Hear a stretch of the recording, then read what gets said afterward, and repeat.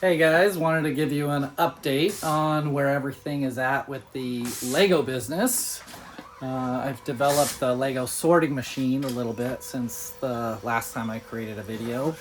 And I just want to document this because I'm getting a software engineering job and I'm having to move out of this office space because the building sold and they're going to utilize this space for something else. But just wanted to document some of this. Potentially selling the business. So if anyone's interested in, I think we got like 900,000 parts. Selling it for 30% of what's in inventory, as well as the machine. I'm potentially selling the machine as well. It runs great. Here is where I have it now. Let me just show you. So, we have two new sorters. So we have a much more fine-grained categorization now. So the parts are much more broken down. So here is the hopper feeder. You dump the parts in there. It's got a stair-stepping process. It just slowly pushes parts out. They vibrate down the conveyor and end up in front of our cameras. Software runs and identifies stuff. And then let's go under here. Then the air jets will blow them off. Kind of makes a little bit of a mess, but not too bad if the part isn't perfectly aligned. But yeah, let me show you some of the rest of the business. This is our first room. This is where I started with the, what are these type of drawers called? I forget, but started with these, have the small and the medium-sized drawer. If I did it over, I would just have the small drawers because, let me show you the custom process I built. Oh, this is the wall. So let me take a break. So the stuff gets sorted, and then see how these are little small ones. When these fill up, they go into their category on the wall. So we don't put it into inventory until the full thing fills up, because it's much more efficient to put stuff into inventory in bulk. The more you have, then you can just weigh stuff when you put it into inventory rather than have to count it all out. And when we weigh stuff, I always give like a 1% buffer. So there's always, we don't sell stuff we don't have. When we get down to the bottom of the barrel, there'll be, there'll be a couple left, and we just either toss those in the last order that ordered them or put them back through to be sorted again. So this is the custom process. This was way cheaper. So those acromills, that's what they're called. Those acromill drawers, kind of expensive. I think like $50. Maybe they went up. I don't know. So just one is $200 just for one strip, and not a great use of the space, because if you think about it, the depth of the drawers may be this much. So when you need an aisle, you need to be able to walk down the aisle and pick orders. But if you're only using, the acromill drawers are only this deep on either side. So you're only getting, that much acromill Lego storage for every fully wide aisle. This way, we have the depth of the drawer. You can store much more on either side of the aisle. So this is a much more efficient use of space. Plus, these are a lot cheaper. These are just cardboard boxes with cheap little runners and just stapled in to either side. Works like a charm. And then these are just perfectly sized boxes we ordered, cut off their lid and the tab on the other side. And so we just have a little, one tab still left that puts and we have different arrangement. Here's the small stuff. It's super easy. You pull it out, you can grab exactly what you want. These drawers can come out and dump into like a shoebox as you're picking. Let me show you my picking process. Sorry for the compressor, quite loud. yeah, so this is one of the small drawers. Super cheap, super easy. Yeah, this is our numbering system. The column, the drawer, and then the specific like cup that it's in. This is our big sorting table. These let me go in here so it's quieter. Okay, it turned off.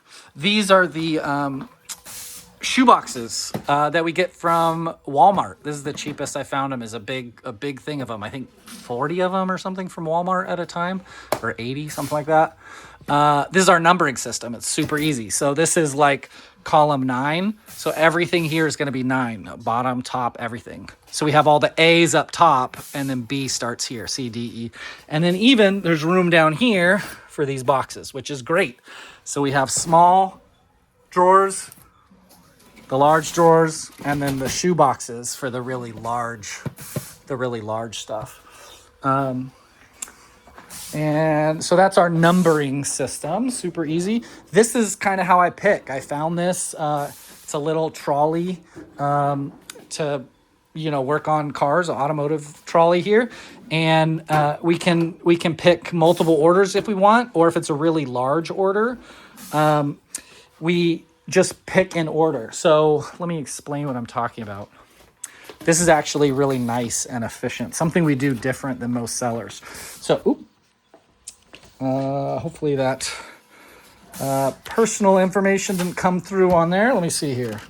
Yeah, so we have our pick sheets. We go ahead and pick through, but we'll pick the first stuff until the first cup fills up. So as we go through and pick for this order, we'll fill this first cup up, and it'll just be a mixed set of parts. And then it will just keep filling these up as we go. So an order might fill up 1 of them, it might fill up 7 of them. It all depends. But then the way we pack them, which is kind of what we do different, we pack them in order. So we have these long poly bags. This is for large stuff, and this is for small stuff. I think this is like a 4 by 24 inch poly bag. So we'll dump the parts in there, and then this is our heat sealer. So we'll dump the parts in there, and then we'll seal off. Sorry, I don't have 2 hands. We'll seal off that section and be able to dump the new next parts, and then seal that off, and the next parts, and seal that off, and then we just number them.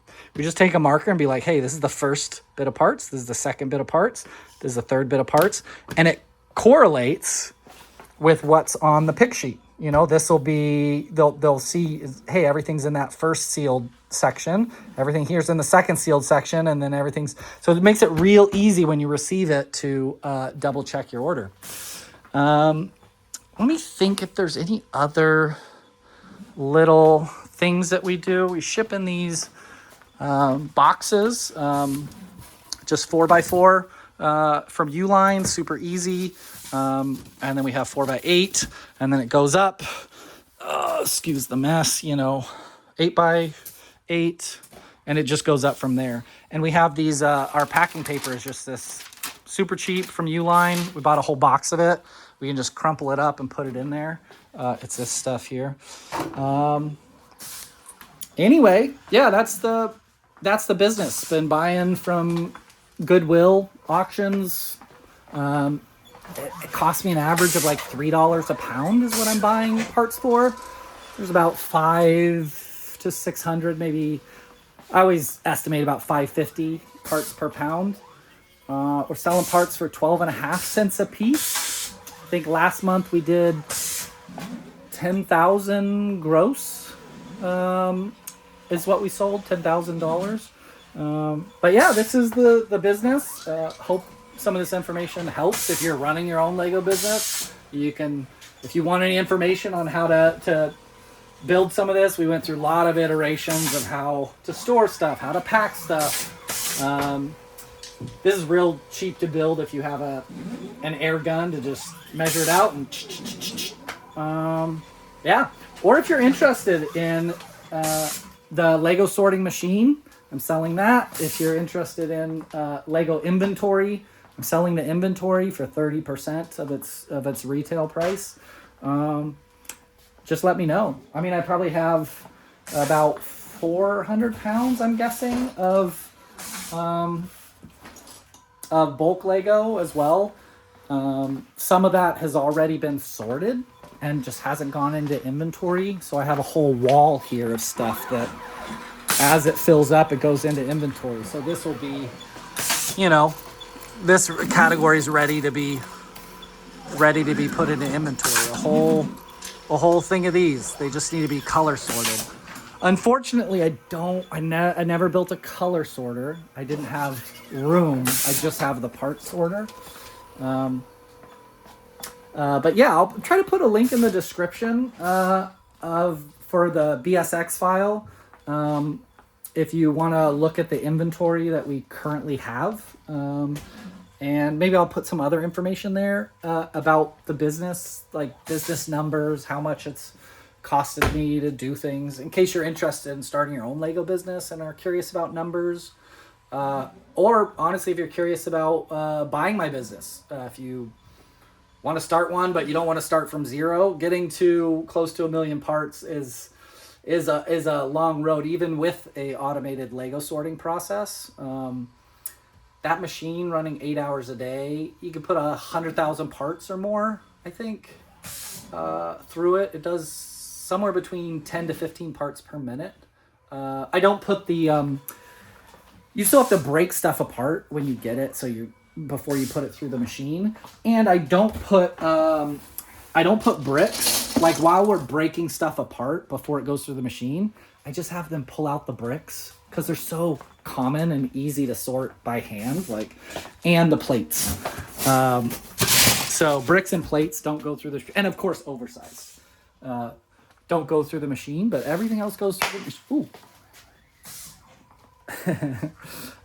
everything else goes through the machine, except minifigures as well. I pull those out separately, see if I can complete them, and if not, I just put their separate parts in the inventory. Yeah, that's it. Cheers.